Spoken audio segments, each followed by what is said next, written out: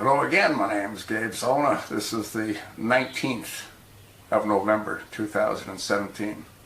Watched a little bit of the news this morning, saw Ed Henry, and he was sitting with two other talking heads from Fox News, and they were discussing the senator out of Minnesota,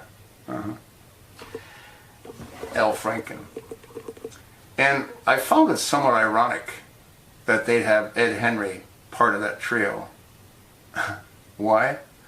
Well, Ed Henry himself was sort of caught in a bit of a romantic encounter with a stripper.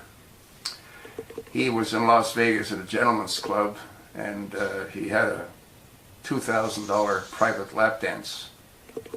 And I guess that turned into more than just a lap dance. He had a long, outstanding affair. And he was eventually caught, and he went on a sabbatical. I thought that Fox News actually got rid of him, but he came back.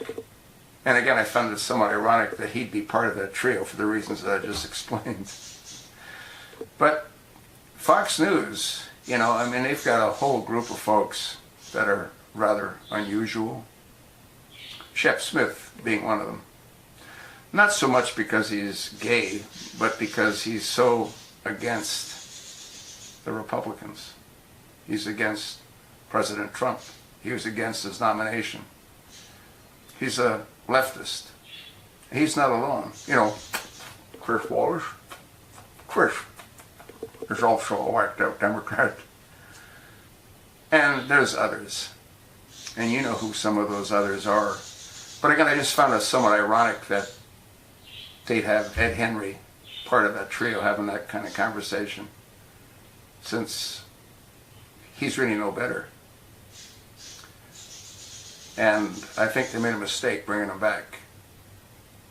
But hey, if they bring Ed Henry back, why don't they bring back Bill O'Reilly?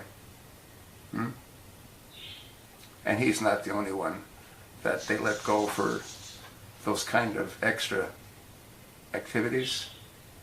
I guess the difference is that Ed Henry didn't mess around with one of the Fox members. He chose a stripper to cheat on his wife.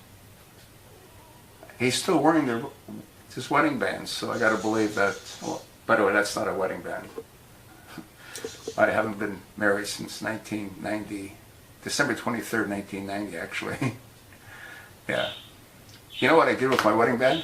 I went down to Laguna Beach and I pitched it in the ocean.